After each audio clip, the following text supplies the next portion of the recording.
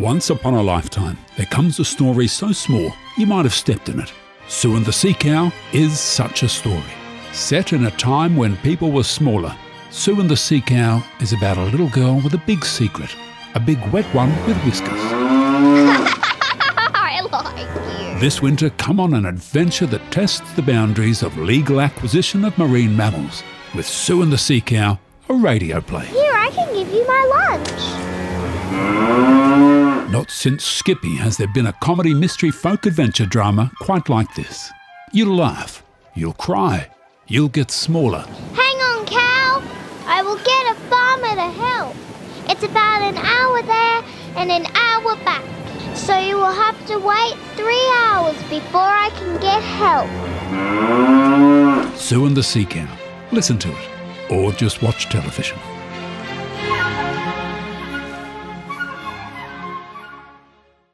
In our last episode of the comedy mystery folk adventure drama Sue and the Seacow, Sue bonded with her new best friend, pet and soulmate, the Seacow, thanks partly to her special bag. Oh, you've grabbed my special bag. Thank you. Join us in the next episode to meet the intrepid crew of the squid boat Neptune's mum as they discover something bizarre floating in the open sea, masquerading as their dinner. I am not passing up a free steak. This is a stroke of luck. You lean over very near the edge, while I turn my back to get some rope. Sue and the Seacow, a radio play. Listen to it. Come on, it won't listen to itself.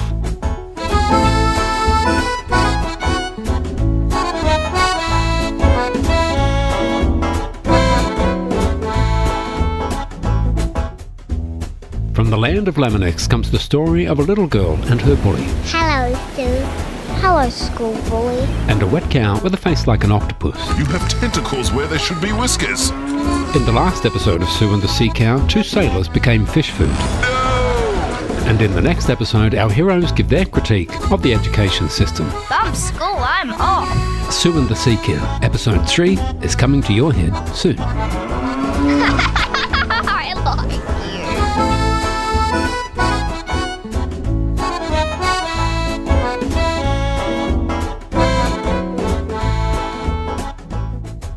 If you've been following our murder mystery comedy adventure folk drama Sue and the Seacow, you'll know that wet cows can be cute and also extremely dangerous.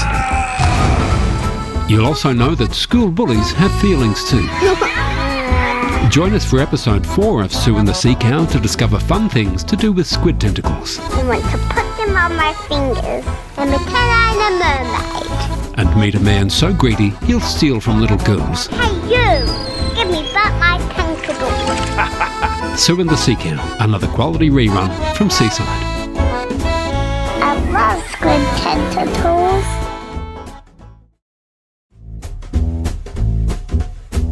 Audiences around the country are raving about stories that aren't Sue and the Seacow. Not fair. Critics too are ignoring this tale of girl meets exotic fish. We invite you to avoid episode 5, in which alliances form. We have to go. A friend of mine needs help. Stories are spread. Something very heavy and kind of fat just sort of rolled on it. And lawyers whine like babies. Oh, now I've fallen in my custom-made suit. It's covered in squid shit. Sue and the Seacow, episode 5, is ready to go unheard by you. Ignore it. Would you like to throw my special bag again? It might make you feel better. So,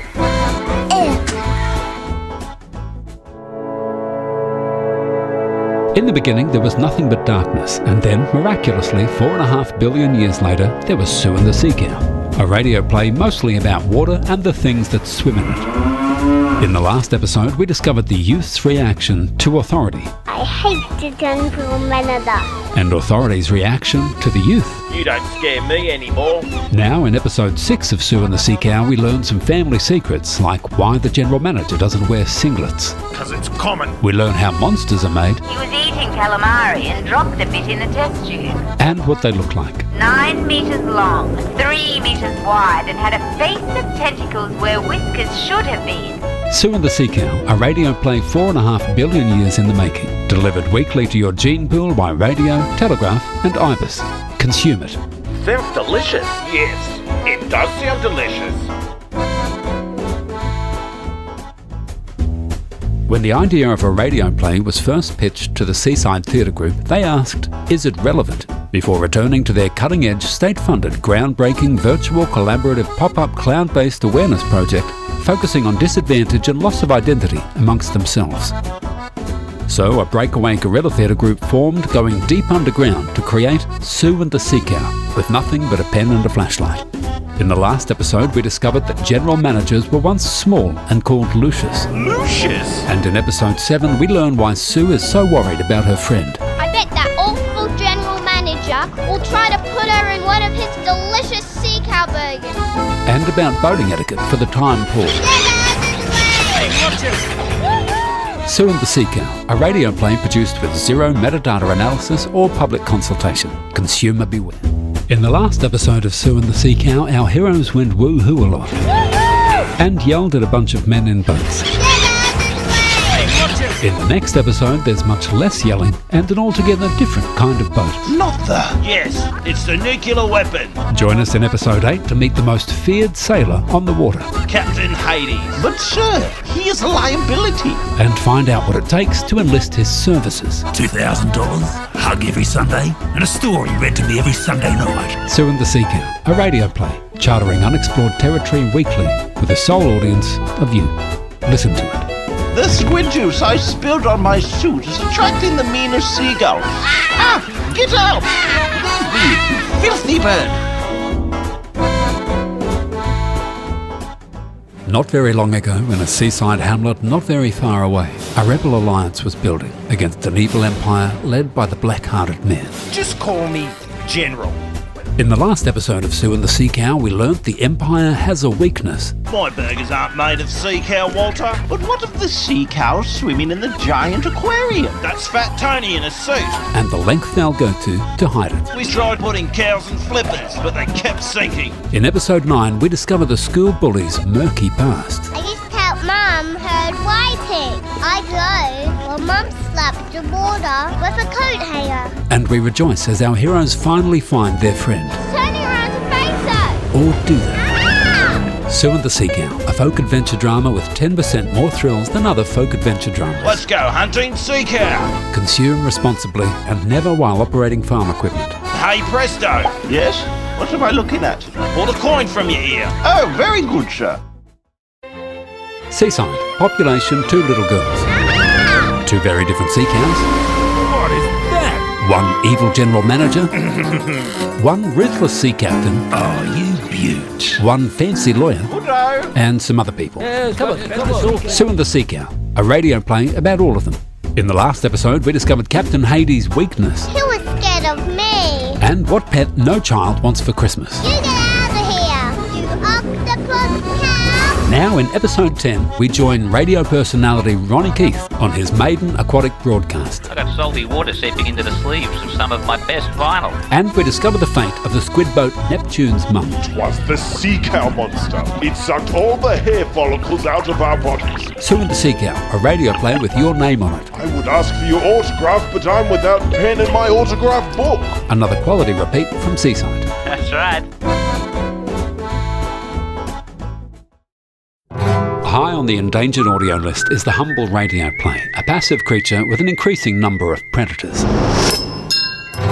With its natural habitat, the human attention span degraded, this rare beast has been pushed to the edges of civilization, thought by some to be extinct.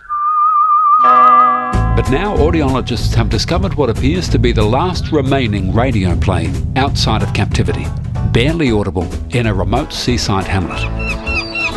Sue and the Seacow needs your attention if it's to survive. In the story so far, we've learnt that bringing giant sea cows back from extinction may revive the tourist trade. My uncle will be able to sell his tacos again. Whereas monster sea cows are no fun at all. It's wrecking the boat. In episode 11, we find out how to irritate whales. It's an underwater translator. Hey, whales are stupid. And we hear the general manager pose the big questions. Are you going to be able to drive? You're getting tears all over the wheel. Sue and the Seacow, the last of the wild radio plays. Hear it while you can. The kids will love it. No, they won't. I think it's disturbing. It'll be served in cups. Yellow ones with little seahorses on it.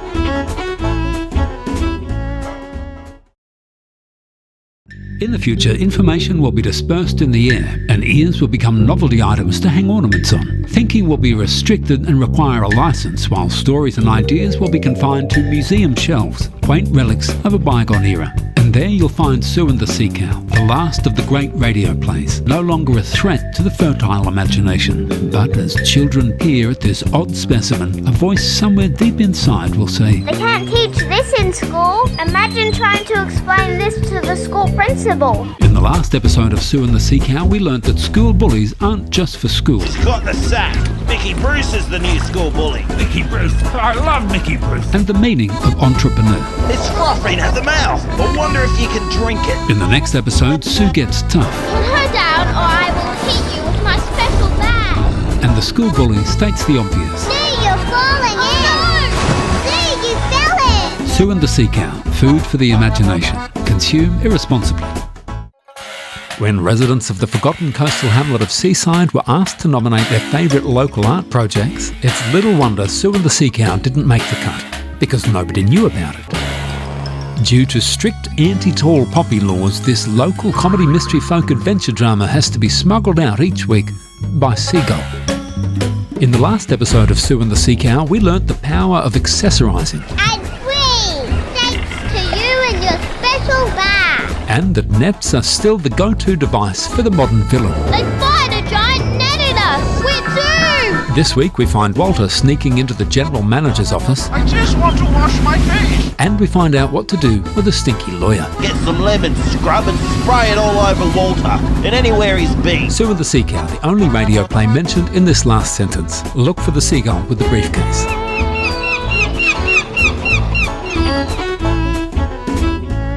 Below the cliffs of Craggy Point Seaside, 50 metres out and 5 metres down, lies the submerged lair of the underwater pensioner, who sits even now over his collapsible waterproof writing desk, typing the words to the next episode of Sue and the Seacow, the last of the great radio plays.